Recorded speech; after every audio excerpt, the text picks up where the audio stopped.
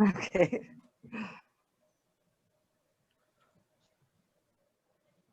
Hi, Dad.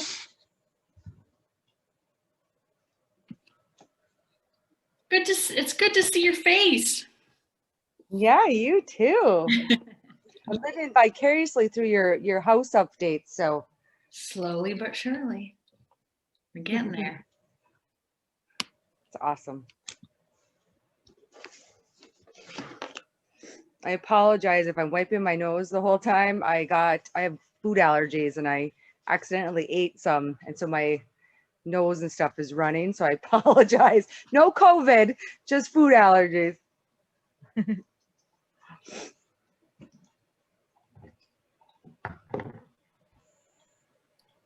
Okay, shall we start? I think it's almost full. Yeah. Okay, I was going to give like 1 more minute for people to filter through, but that also works. Okay, let's wait for 1 more minute then. Yeah. And after that, we can start. Mm-hmm.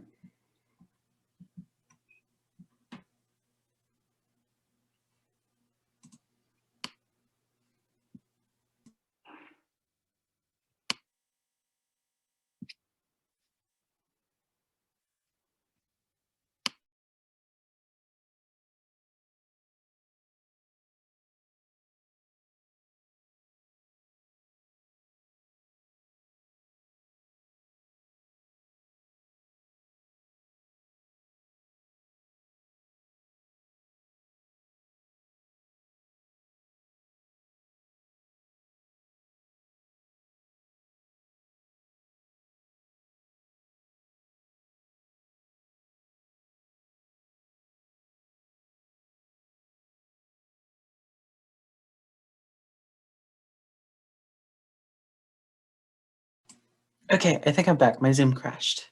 Everything's good now, though. So it is 4:01, I believe we can get started. Welcome, everybody, to our March 4th GSG seminar. This is a series of seminars put on by the Professional Development Committee. You can see our seminar series link here. It's just on the gsg.mtu.edu page. If you go to the little top, there's a drop-down bar, pretty easy to find. If you have any feedback or suggestions for these events, go ahead and send us an email at gsg-prodev@mtu.edu. Otherwise, we will be sending out a feedback link near the end of this talk where you can directly respond to the things addressed in this seminar. If you look on screen, we'll have our upcoming seminars. As of right now, we have one more scheduled for the semester. It's Maximizing Conferences on April 7th. That's from 4 to 5 p.m.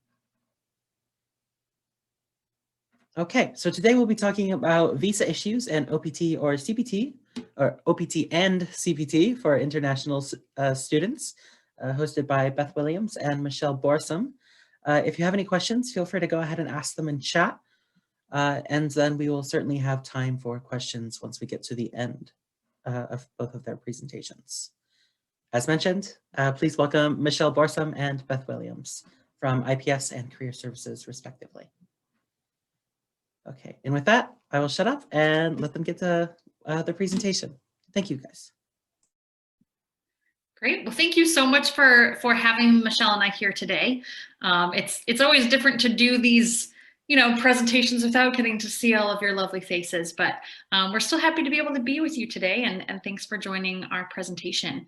I'm Beth Williams. I'm Director of Career Services, and I work with students who are going on co-op and planning their CPT.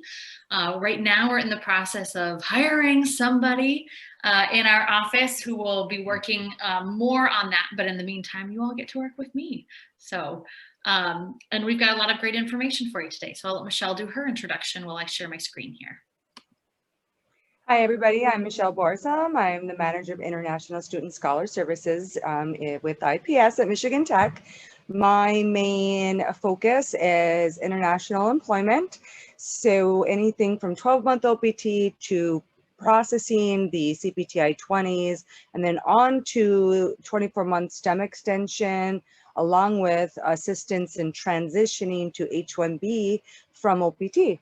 And I'm just really excited to be here and nice to see everybody. Great.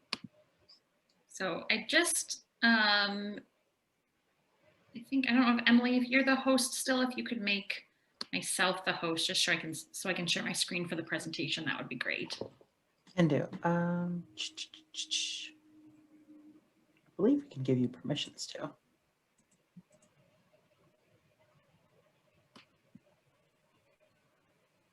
Oh, yes, now yeah, actually, as Yay, host okay. right now. Got it. Perfect. Okay. Let's see. Whoa, slowly. My computer's like, you've had too many Zoom meetings today. All right, can everybody see that okay? Or Michelle, at least can you see it? Then I know everybody else I can. can see it. Perfect. Sounds good. So let's go ahead and get started. So just some general information. Michelle and I are going to kind of go back and forth and do this presentation, tag team this presentation here. But so a couple of things when you're thinking about CPT and OPT, and we're going to get into the kind of broad view, and then we'll get into some nitty-gritty details about it. But when you're thinking about meeting with companies, you know, we just had our career fair 2 weeks ago now, a week and a half ago, I think. Time flies. Is that you do need to meet the prereqs of those companies. So if companies are saying that, you know, we are only looking for US citizens, then that's not a company that you should be meeting with. And what we tell students is, I know sometimes it can be frustrating. We're at an in-person fair, you could still go and talk to them, but those prereqs are set for a reason. And what we say is, even though it may prevent you from the opportunity to meet with more companies, it actually is assisting you in the way that those, you know, company reps may talk to you, but it doesn't mean that they can hire you. So why waste their time or your time, where you can find the companies that can sponsor or are willing to take students on OPT, CPT, then those are the companies that you really want to spend your time looking at. What we say too is control what you can. So there's some of those things where students will say, this is so frustrating, they won't meet with me because I'm international. You can't always control that part of it. So control the things that you can. Make sure your resume is really up to date. You're meeting with us in our office. You're setting up appointments on learning the best ways to job search, attending, you know, webinars and workshops like this. And we understand that these opportunities are incredibly important, but it is our role, ours in career services, and Michelle and the rest of the IPS team to make sure that you are all keeping in compliance. Our role, well, you know, in career services, it is to help you get a job, but it's not to put you in jeopardy of hurting your visa status down the road. So I get emails all the time from students saying, you know, I want to go on co-op, but it doesn't fall within these dates, but can you just let me do it? Because it's really important.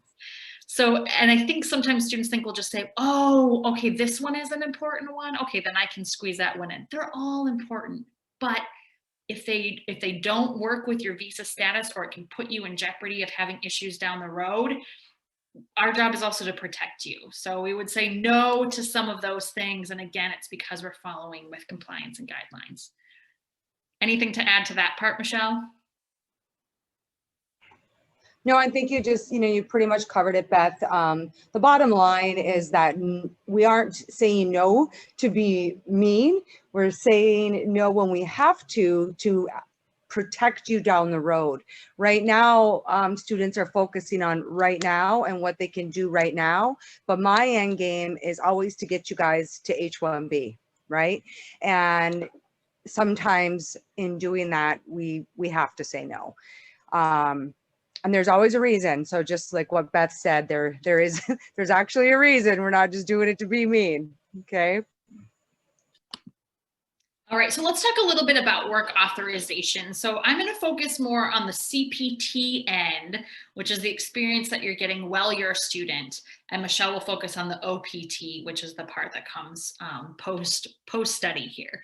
So when we're talking about work authorization, again, I'm going to focus on Career Fair Plus. That's a virtual platform because that's what some of you may have seen or experienced. We're not quite sure what's going to happen for the fall yet, but we'll still talk about the virtual format here. So there's a screenshot on the right-hand side, and that is one of the filters that you would see on Career Fair Plus. And that says, is the employer accepting OPT, CPT? Are they willing to sponsor? No US work authorization is required, or US work authorization is required.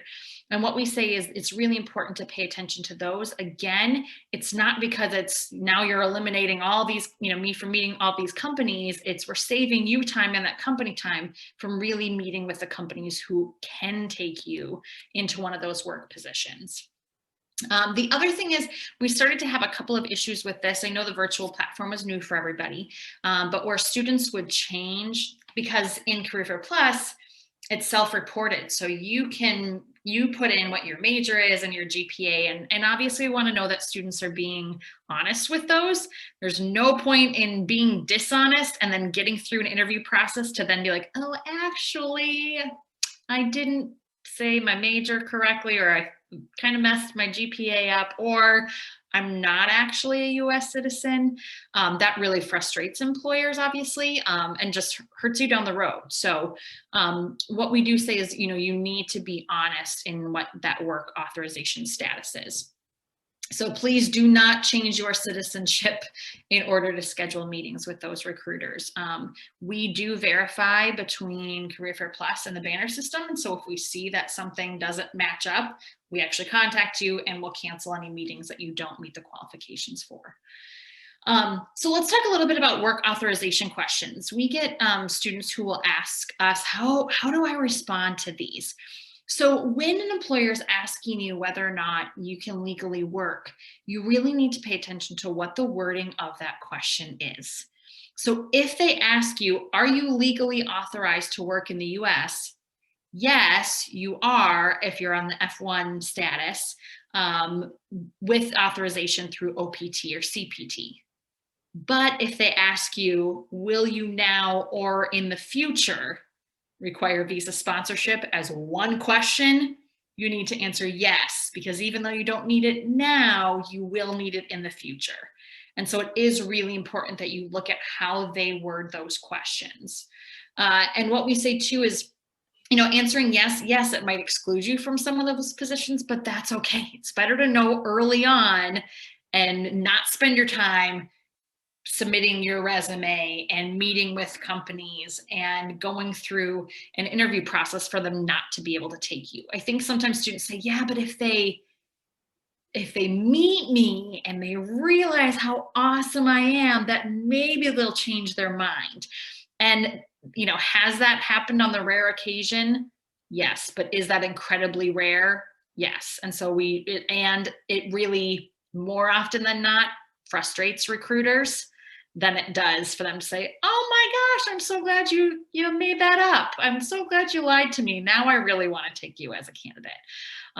So, it's of course, it's always just better to be honest up front. And like you said, even though it might sift through some companies, it's better to sift through them on the early end, save yourself time so that you can put your effort into the companies who can take you. Okay, so let's talk about what the CPT nitty-gritty parts in here. So CPT is the curricular practical training, and that's most aligned here at Michigan Tech with co-ops. So a co-op really is, the basic way to explain it, it really is an internship that's for credit. It has to work within our academic semester timeline, which we'll talk about.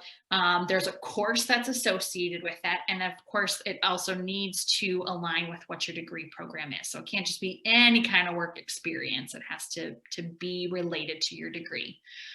So again, it's a credit-bearing course. And when we talk about a co-op, it really is that combination of your course and your coursework, which that course is taught through our career service office, and the actual work that you're doing for that company. Those in combination make up a co-op. And the only way that you as international students are allowed to work off campus in the United States as students is through an academic course, which is our co-op course. And our co-op course runs the same time length that our semesters do. And so a lot of times students will say, well, can't I just join a co-op? I got a job offer for March. Can I just join? No, the academic semester doesn't start in March. It's like asking any other professor if you can join a class halfway through the semester.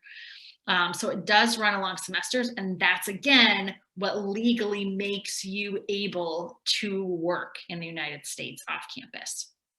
So again, credit-bearing course authorized before your academic end date. So that's while you're a student on campus.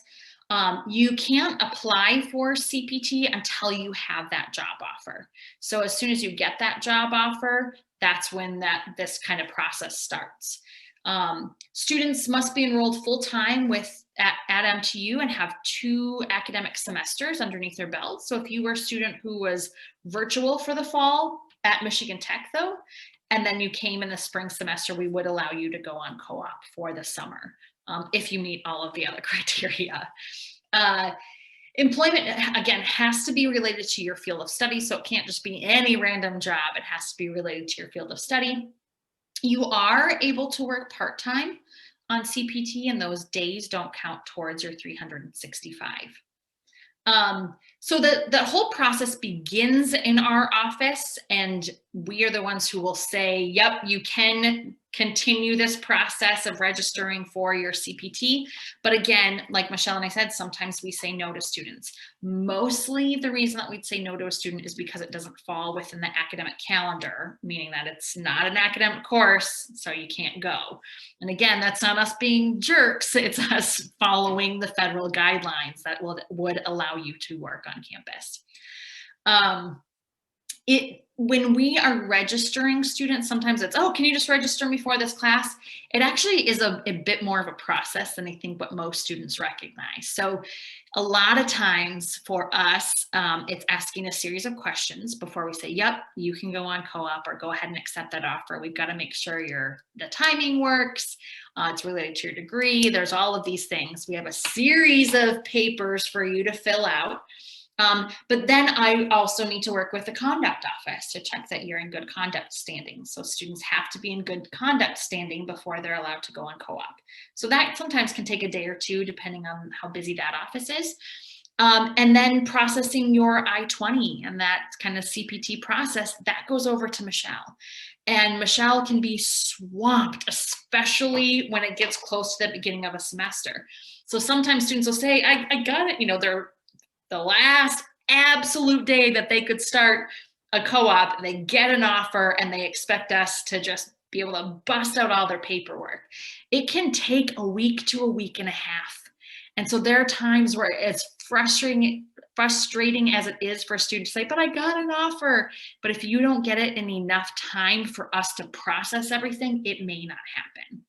And so it is important to know that sometimes those very, very last minute things just might not happen because of our coordination with all these different offices, making sure that you're in compliance. We also say that CPT is not recommended on your last semester. So what we say is, have students done it? Yes. Do students do it? Yes. But could you get a request for further evidence down the road? Yes. So it's not guaranteed that you can be totally protected. So what we tell students, that's a choice that you need to make as long as you understand that there could be a request for further evidence down the road. And that also has happened sometimes. So we recommend that students don't do it, but if you choose to, you just need to understand the risk. And again, and this kind of shifts into what Michelle is going to talk about in just a moment, but in order to be eligible for your OPT, which is that experience post-graduation, you have to keep your CPT under 364 days. So we will ask students when they say, oh, I just got an extension on my co-op. We always make sure, well, how many days do you have? How many will you have by the end of this? You need to stay under that 364. And that's, again, for full-time CPT days. Anything else I'm forgetting with that part, Michelle, that you can think of? No, the only thing I would throw in there about that 364 days is, that's what the government says. But we like to see it under that, just for the fact that I have seen students basically be denied H-1B because the government has turned around and said basically that they partook, in CPT, OPT, and it had to do with all the accumulative time. It's only happened one or two times, but you just need to be aware of that. The main thing is you're here to study, right? And we want you to get these perks, and we want you to get out there and get this experience, but not at the risk of all of a sudden you get denied STEM extension or H-1B because you wanted to do 4 semesters of CPT, right? So you still have to make academic progress towards your degree while you're doing that CPT. And so, you know, there's just things you got to really think about long term. So that's the only thing I have to say about the 364 days. Exactly. And again, when we're saying some of these and we're asking all these questions again, and we're saying, you know, I don't think you're not going to be able to go on co-op this semester. It's not because we're trying to be tough, but again, we're trying to protect you long term, and we can't reiterate that piece enough. That's really important for you to know. A couple other important info, I just mentioned this, but these are the really important pieces. You have to follow the acceptable start and end dates on the co-op website. We update that co-op website that lists those dates. Summer is a little weird because there's summer track A, summer track B, and full summer, but your start and end dates, because it goes with the course, has to follow our academic semester timeline. So sometimes students will say, but can I do these other dates? No.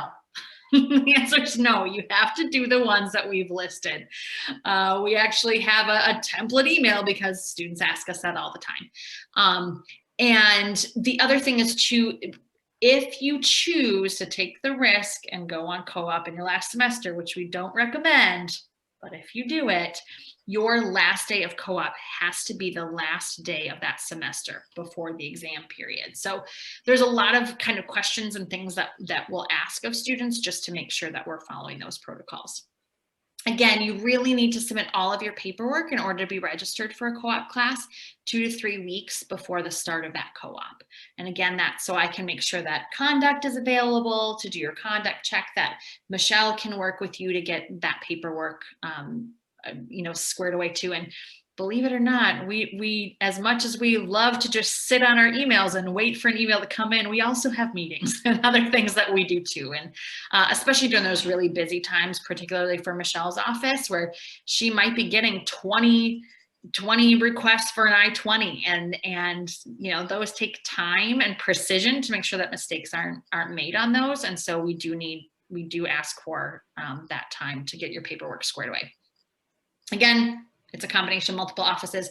The other really important piece is, if anything during your co-op changes, you need to let us know. The worst thing is for the government to contact Michelle and say, hey, you know, I was just wondering is this student at their location site, and we find out that you're not because of a COVID change or something else. We need to know. So the same thing, if for some reason you have to withdraw from the co-op class, or your co-op ends early because the company got absorbed by somebody else or something happened, you have to let us know so that we can make sure that we're on top of it and filling out the required paperwork necessary to keep you safe. Yeah. All right, I'm done really talking about important. Michelle, take it. Okay. All right. So like Beth was saying, as far as, you know, the collaboration, just real quick about the different offices, is what everybody needs to know is that I am the only DSO that processes the CPT I-20s, all the 12-month OPT I-20s, and then all the STEM extension who's applying from students who graduated the year before. So at any given time, I have about 400 students applying for OPT, and I'm the only one doing it. I'm pretty fast, but you never know if I were to get sick or anything to happen, that the normal and the standard processing is 10 to 14 business days on my end. Just because I don't know how many, there's days I have 60 that come in. And more, because I'm also dealing with all the students who are actually getting employment from the fall, and also students who are changing employment. Okay, so just bear with me. I will get it to you. And that's all I have to say about that piece before we jump in. So I'm sure you all know what optional practical training is. Everybody knows this before they come because everybody wants to work. OPT is a benefit given to all F1 students completing a bachelor's, graduate degree in the United States. So all OPT employment, like I'm sure you know, must pertain to your field of study. You can't apply for OPT and then get a job and email me and fill out the forms and tell me that you're a fry engineer at McDonald's. I actually had that happen. So that will not get approved. So I hate to say, I never say like I'm the OPT police, but at the end of the day, I have to authorize everything that comes in. And if I feel it's not jiving, I can deny it, okay? There are 2 phases. There is the 12-month OPT, and if you're in a STEM field, you qualify for the 24-month OPT STEM extension. So the 12-month OPT can be paid or unpaid. You can volunteer as long as it's in your field of study. You do not require a job offer when you're actually applying for the 12-month OPT. You can apply for 12-month OPT up to 90 days before the end of your academic program. So I get a lot of emails from students saying, well, my I-20 is, I'm just going to throw this out here hypothetically, it ends December 18th of 2021, but I am done on May 3rd. So how this rolls is that you have to fill out an academic advisor form, and that advisor signs off on that OPT, and he's going to list on that form your actual academic end date. And what I do, I'm trying to think of so I don't confuse you guys, what I do at that point is I take that date and I shorten your actual I-20 from December 18th to May 3rd. Okay, and that allows you to move forward onto that OPT. The dates are pretty much set in stone. Whatever that advisor lists on there, if your I-20 isn't already, showing that date, is the date I'm going to put, allowing you to move forward. I don't accept any OPT applications until you are actually in the 90-day time frame of eligibility, because when I first came into this many years ago now, students would apply early and not read my emails, and they would send their OPT packet before they're eligible, and then they're automatically denied. That just became a ginormous problem. So I no longer will accept anybody's OPT application until they are within that 90 days. That doesn't mean that you're behind. It doesn't mean anything. It just means that I want to make sure that you don't send that before you're eligible, okay? On the 12-month OPT, you cannot begin working until your OPT start date that you chose has arrived and you actually receive that EAD card. I don't know how, I guess how much anybody is familiar with OPT or what you've read or if you've already applied, but when you apply for OPT, you're eligible to pick a start date up to 60 days after your academic end date. So if your academic end date is May 3rd, you can actually choose a start date, up to 60 days after that, but not any further. What students do, depending on if they have a job, that buys them a little more time to get a job. So I get emails a lot asking like, well, what should I put for my start date? I can't advise you on what to put for your start date because so many variables go into that. I've had students come back and be like, well, you told me to put, June 30th, and they want me to start on May 30th, and then now I can't, right? So I don't really advise on that, but I just say if you can buy yourself some more time to find that job, that's always a good thing. I have never seen an employer in all of my years doing this not wait for a student, right? So if they want you, they want you. So try to remember that. And then basically, don't have an employer, your 90 days will begin of unemployment. Okay, go ahead, Beth, flip that bad boy.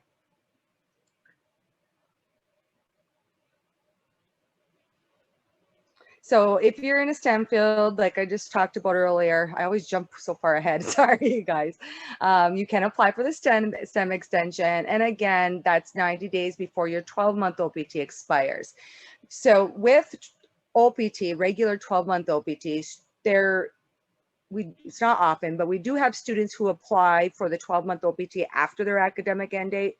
We highly advise against that, just because students could lose potentially some of that 12-month OPT benefit because you've applied in your grace period. Now, what this means as far as your STEM extension, when it says before the 12-month OPT expires, but not after, that means on STEM extension, that's not an option, right? They have to receive your STEM application before your 12-month OPT expires, or you are automatically ineligible. I have seen students literally email me like 4 days before their 12-month OPT expires on a Saturday, freaking out because they didn't send their application. I will say, and I hate to be like this sometimes, but your bad planning does not make for our department's emergency. So you have to pay attention to what you need to do to keep you in status on OPT, CPT, and the STEM extension. I will do my best to always assist everybody and get everything, but there are times I'm not around and I am in an area where there's no cell service. And if you go out of status because you did not send your packet or you did not apply in time, that's on you, okay? So I need everybody to pay close attention to that when you move forward with STEM extension, because unfortunately it does happen, even though I send out a zillion emails reminding you guys to apply. So just remember, when applying for STEM OPT, you must have paid employment, and an employer must have what's called E-Verify. So that is part of the 24-month program that they initiated. Initially, STEM extension was 17 months. And as they transitioned it to 24 months, they implemented what's called the I-983 training plan and the E-verification system. So if you're concerned about not knowing if an employer has E-Verify and you really want to stay with this employer, you need to find out if they have it, so that you don't waste your time staying there and then go, oh, I need to apply for STEM extension, but oh no, the company doesn't have E-Verify. What are you going to do? You don't have an employer who has it, so you're automatically ineligible. So it's really important. Like, I see students who will work for Michigan Tech, and they're like, well, I want to stay at Michigan Tech. Well, Michigan Tech does not have E-Verify, right? The only way that we have E-Verify, this is kind of a double-edged sword. E-Verify is if a program is federally funded through like a grant system, and there's only a few students a year who actually qualify to stay with Michigan Tech and apply for that STEM extension. So long story short, one of the first things you need to know, especially if you like that company, is make sure that they have E-Verification so that you know that they're STEM eligible, okay? While you apply for STEM extension and your application is pending, students are eligible to continue working up to 180 days while that STEM application is processing. OPT right now is running extremely behind. Number one, it's because of short staffing, because of COVID. Number two, everything in the mail system in the United States is just overloaded. So imagine, like right now, I have 190 Michigan Tech students who are applying for the 12-month extension, and then another 195 who are applying for STEM. Imagine millions all over the United States are applying, right? And so you need to apply early, but you also need to be aware of the fact that it can take time, and it often in spring semester takes longer to be approved. So just remember, it can take 5 months or longer, so just plan accordingly. You will remain in legal F1 status while any OPT is pending, and obviously once that OPT is approved. Detailed instructions regarding when and how to apply can be found on the IPS website. Next. Social media. Okay, guys, this one. Okay, so there is a lovely Facebook group out there that literally is my nemesis. It is literally F1, visa, OPT, STEM, H1B, and more. And students often will go to this and be talking to, students from all over America, and, getting advice and being told this and being told that. And 9 out of 10 times, it's wrong. It's not correct. And also it could pertain to that university's, policies or procedures versus Michigan Tech's. Every school is their own entity, and how they process and how they require documentation or how they move forward with anything is their own, right? So don't listen to any of them on there. Don't be like, oh, well, this person and my friend said. I don't want to hear what your friend said. I don't want to hear what they said. And I don't want you to get the wrong information. Most importantly, I don't want you to get the wrong information. So whenever you are in doubt, I want you to email opt@mtu.edu. I am in that email constantly, literally sometimes 2 o'clock in the morning, you might get an email from me. So don't hesitate to email me, because I would rather you get Michigan Tech rules and regulation versus any other university. And I hope that makes sense. All right, next. And we hear that a lot, students say, well, my friend at this other university, Yeah. or even, a friend of mine who graduated from Michigan Tech 2 years ago, they were allowed to go on co-op during these things. The thing is that, Michelle and the IPS team really are in constant contact with all of the folks who make those decisions in the government. There's a lot of gray areas. And so we do what we can to protect you all by creating our Michigan Tech policies in conjunction with those federal regulations. And so, yes, where there may have been something that we allowed a student to do last semester or 2 years ago, but because things have changed and policies have changed, we have to adapt to some of those things as well. So, saying, well, 100%. my friend said, we have to take, each situation as it is. 100%. And as you know, we're hopeful that things are going to get better now that we do have Biden in office. My last 4 years working in international education was a nightmare. So we're really hopeful that it does get better, but that doesn't mean anything as far as how we do things are going to change. Okay. Do you want to hit on that, Beth, or you want me to? Sure, yeah. So we always talk about where's the difference between being persistent and being annoying, especially when it comes to recruiters. This is information for all students. So what we say is, recruiting season, this process does take time. And, I know some students, international students have said, I was frustrated at Career Fair that there were only 80 companies that were willing to meet with international students. Or whatever. You have to understand too that not only are we in a recession, in a global pandemic, during what had been an election year, and we know things are tough for you all as international students, sometimes seeking job opportunities. So it does take time.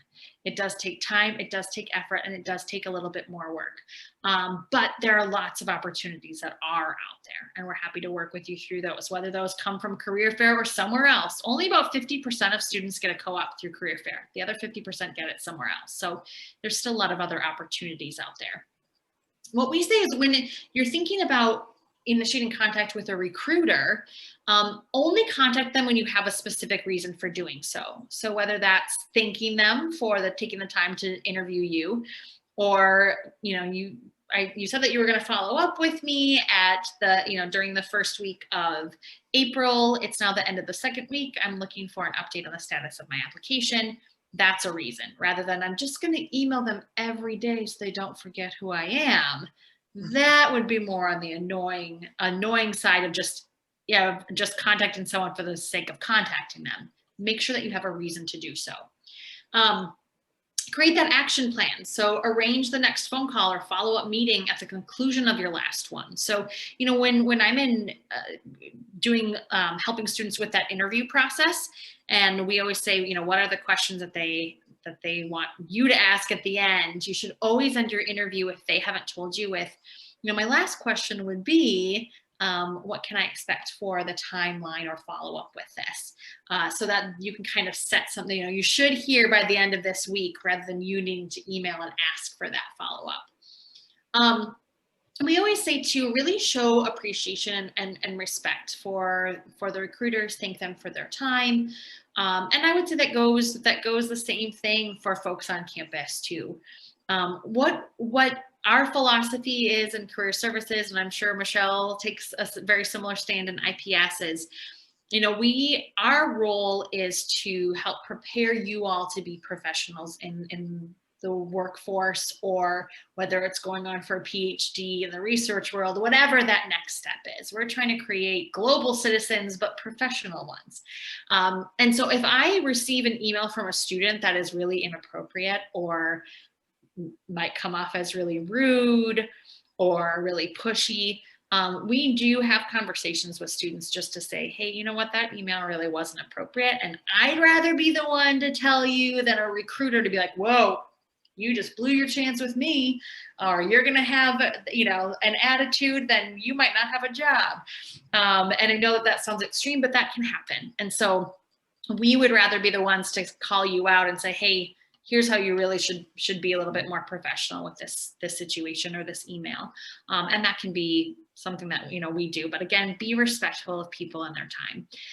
One other thing I would say on the staff end of this is sometimes we find that students will have a question, and so they'll send that email to Michelle and to me and to 4 people in my office, and the OPT email, and the co-op email, and the career email.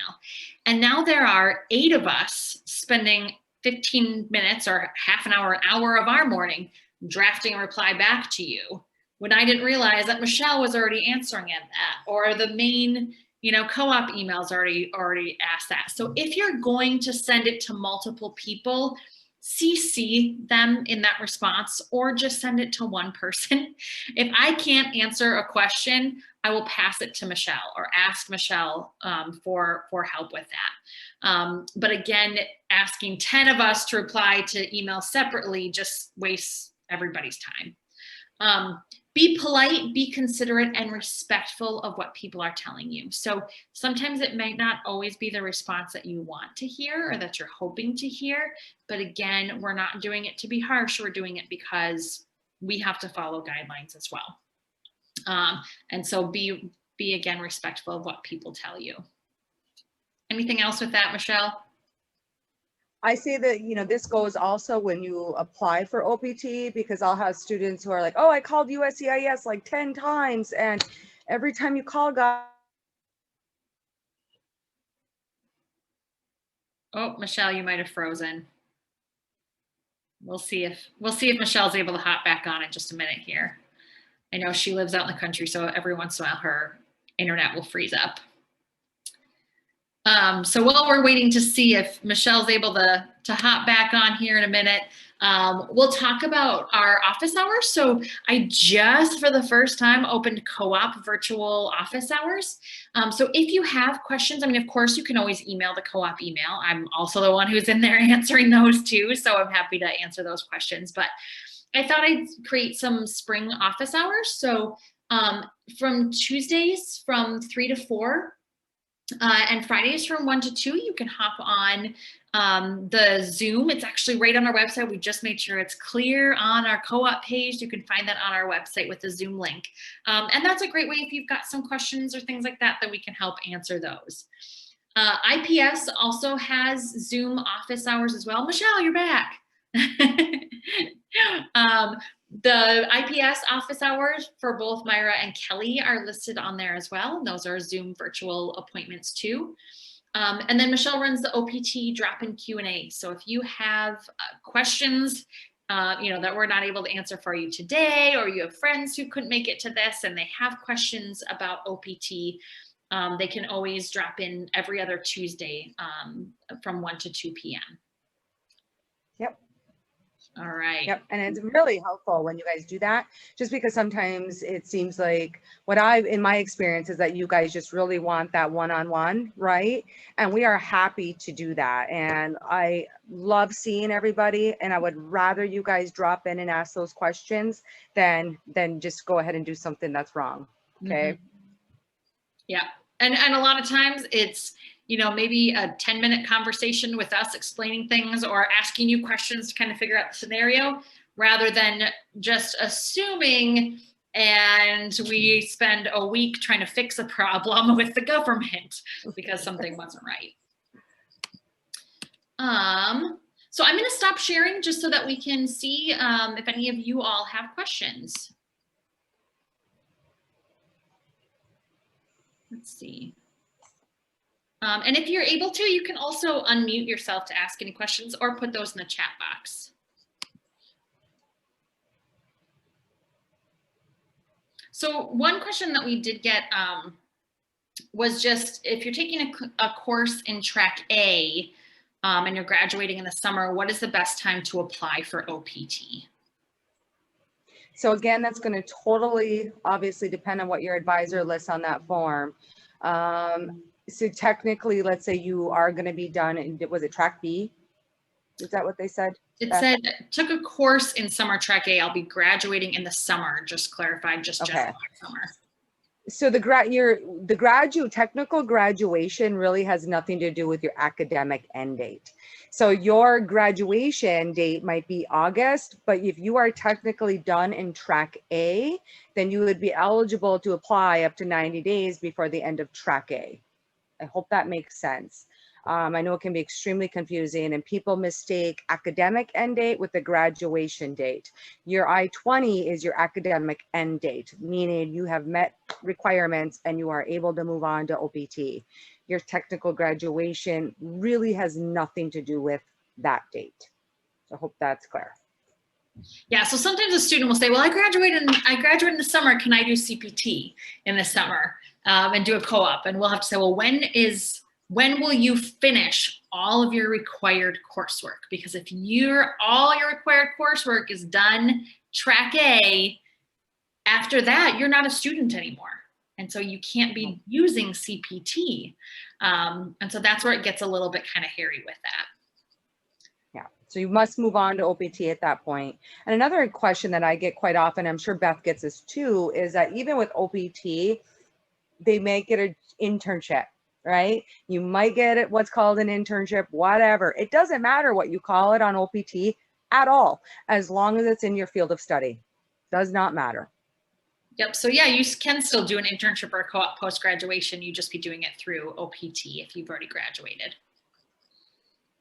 So Chang, so first of all, Chang, no stupid questions. That's why we're here.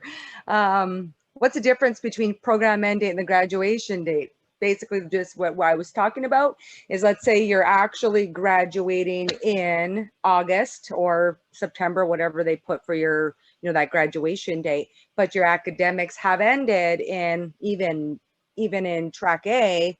Because of that track A, your graduation date would be the end of summer, right? But not your academic end date. Your academic end date would be like June 30th, whatever the end of track A is. Okay. Will graduation date influence the OPT application? No, your graduation date technically, like I said earlier, has nothing to do with it. It's your academic end date. Can my program end date be someday summer, for example, 5/31? So depending on what your advisor says. So if he says that, yeah, you've met all your requirements and you are done, let's say, and you want to move on to OPT and my program name. Yeah, so if you want to be done 5/31 and he says you're done 5/31, absolutely, I'll shorten your I-20 to 5/31, and then you're eligible to apply up to 90 days before, May 31st. Okay, hope that answers it. Let me know if it doesn't. We got another question about just virtual internship opportunities. So those are acceptable right now. That had been kind of a tricky area sort of in the past, but there's a lot more co-ops and internships that obviously went virtual at the start of the pandemic. And so those are opportunities. Students can do that. Sorry, I'm just looking at all these here. So students are able to do virtual internships or co-ops right now. Yep. And on OPT too, people, honestly, most students that I know are working virtually, and that is totally fine. And right now they are allowing that for STEM extension as well. I can't say in a year from now if that will be the case with STEM extension, because technically you're supposed to be on a physical job site with the supervisor overseeing your training. But as of right now, moving forward, you are eligible to do that. Got another question that just says, can you explain the new rule for OPT? I'm not sure what you mean by new rule, because nothing has changed. Do you mean the 14-month thing that Kelly sent out the other day? Yes. Okay, so technically I know, so people are confused. Okay, so I'm getting students who are like, oh, OPT is now 14 months. No, OPT is not 14 months. They did not change that. When you apply for OPT, basically the rule goes for the government that the process must be done and partake within those 14-month time frame. From the moment that you apply to it being approved and moving forward to that 12 months that you're on the OPT. This is extremely confusing. So all I'm going to say is that nobody gets 14 months of OPT. That has not changed. What they are allowing are for students, for instance, who applied, which I had quite a few who are still pending from fall because OPT running so slow, would normally cut that 12 months down to when they approve it, to let's say they applied in October, but they don't get approved until March or April. They would normally shorten that 12-month allowance that they give you for the OPT down to like 9, right? So you would get 9 months of OPT instead of 12 months. But because universities like Michigan Tech were extremely mad and kept calling and just saying this is not okay, the government luckily heard us and now is basically backdating and allowing all students to get their full 12-month OPT because the OPT processing is so far behind. It's not the student's fault. I had a student who was denied actually last week because he didn't get according to them, his packet there in time, but he did. He had tracking, he had everything. I was not able to give him a new I-20 because he got rejected because his 60-day grace period was over. Long story short, they ended up allowing him to reapply. So these are the little things that we're talking about, that they're listening to the DSOs, they're hearing the students, and they're making amends from an error that was their fault. Does that make sense? So just clear up, there is no 14-month OPT. Other questions? There's one in here that says, if I decide to complete my coursework in summer track A, then I am supposed to update on BandWeb. But apart from that, is there anything that I should let you to shorten my I-20? So, well, to shorten your I-20, obviously, first of all, if you're going to move on with OPT, you're going to learn that whole process and start and read on when and how to apply for OPT on the IPS website. And once you send me those documentations, if I need to shorten it to the date that the advisor lists, that's when that I-20 then will be shortened and you'll get a new I-20. Every student who applies for OPT gets a new I-20. And it says OPT requested on the second page. So does that answer, I guess, what you're asking? Shreya? Okay, good. And kind of along those lines, another thing is, sometimes for co-op or CPT, sometimes students will do like a year-long co-op or 2 semesters. Michelle will only process I-20s 1 semester at a time. And so like right now for our spring students who are continuing on for summer, we are starting to do this registration for summer, but we won't have you fill out the paperwork for your I-20 until it gets a little bit closer, just because sometimes there's changes and that's a lot harder for Michelle to change an I-20 later on. And so we only process those 1 semester at a time. How we're doing it currently is, if a student is registered for a co-op, once you've completed that and you've been registered, we'll send you an email that says you've been registered. And then you'll receive another email that has a link to a Google form to fill out. And that Google form goes right to Michelle to fill out your I-20, to work on your I-20. Yep. and you will get a scanned copy of that I-20, right? I don't sign the initial CPT I-20s through email because it's just not necessary. It's just more time when I'm processing hundreds of them for me to have to do that when it's not needed. So you'll get a scanned copy of it, obviously through email, and then I mail the signed one out to you. So you have that in time. And you cannot start that job for CPT period until you have the notification from me that your I-20 has been generated. That is absolutely against the law. So do not start. So I just saw that Emily just sent to all of you that are in here, if you can just take a moment before you leave, she sent a link to a survey to fill out for the feedback. Any other questions that you all have?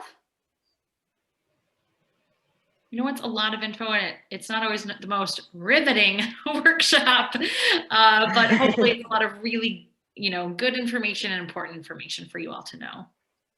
I would like to say just real quickly, because I know, with a pandemic, everybody's kind of nervous and everybody's kind of, worried, right? But I'm going to tell you from what I'm seeing, and I'm the one who processes all this employment, you are getting jobs and you are getting good jobs. And I think literally I only have a few who are using unemployment right now. And there is currently 580 Michigan Tech students with pending and approved OPT.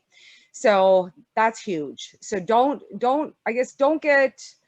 get down and don't stress too much, because those jobs are coming in.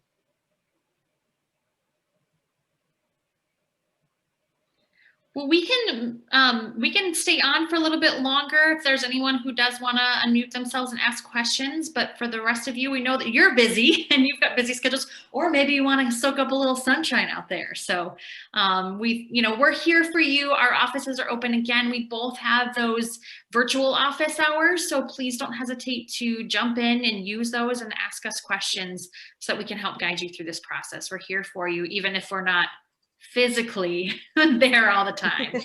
We're here to help you all. So and hang in there. Spring break is right around the corner.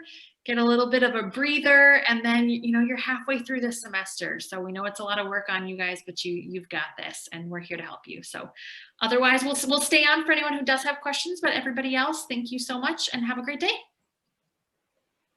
All right, let's go ahead and thank our speakers again for Beth and Michelle joining us. Again, go ahead and check out the feedback survey I posted in chat. And is there a link that they can contact you if they have any more questions after the seminar? For me, I would just email opt@mtu.edu. Don't even email my personal email. I'm always an OPT, so you'll get a faster response when you email that. And as far as Cheng, if you're looking at scheduling a private Zoom meeting with me, just send me an email. First, I would say, what I would tell all students to do first is please visit the website. Please go through when and how to apply. It is literally step by step by step. Along with, you have to partake in a Canvas course for the OPT. So once you go through those and you still have questions, absolutely, I'm happy to do a one-on-one with you, or just have you jump on my Q&As every other Tuesday.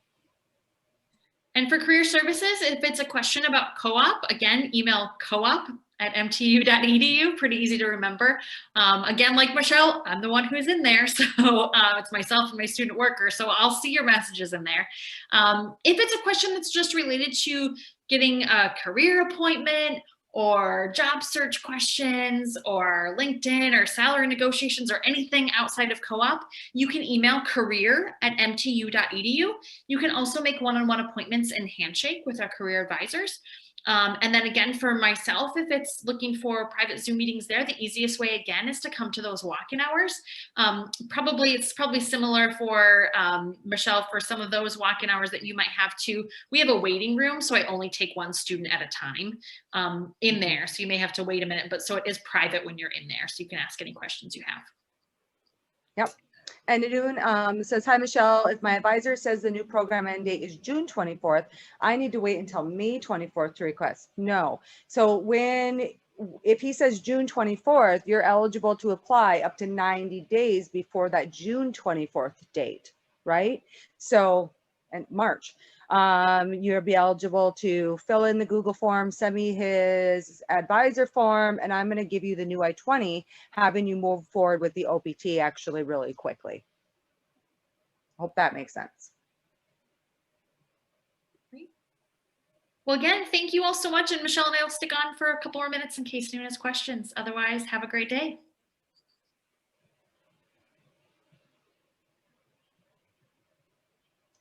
Yeah, March 24th.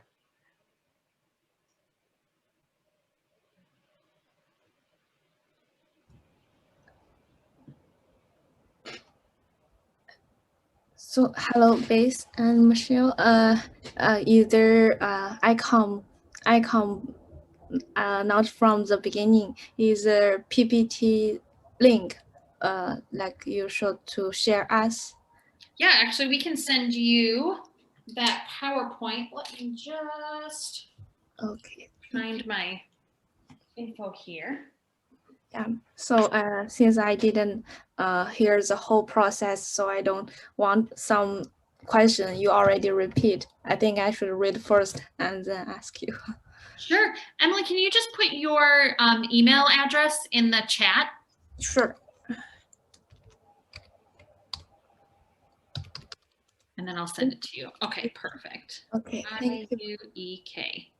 Perfect. I will send that off to you after this. Okay. And Michelle, you told Chen that if he want to make a private Zoom meeting with you, she should not email you personally, right? Correct. If you have, after you go through everything, so here's what normally happens, Emily, is once everybody goes through the website and goes through the OPT Canvas course, they normally don't have any questions. So normally, literally, that is my first step to everybody who wants to apply for OPT, because when you set up a Zoom with me and we go through all this, it's kind of just a waste of time when everything is already out there, right? So what I want to do is just have everybody read it first and then go through it. And then if they have questions, email me or drop into my, my Q&A sessions that I have every other Tuesday, or just email me at opt@ntu.edu and we can get something set up. Absolutely. I don't want to leave anybody with questions remaining after you read anything. Okay. So we read the website first or the. Yep. Okay. Yep. Yep. So if you go to the IPS website and you literally go under current students, and then you'll see, like, you click on F1 and then you'll see a section that has employment. When you click on that, literally when and how to apply, it's step by step.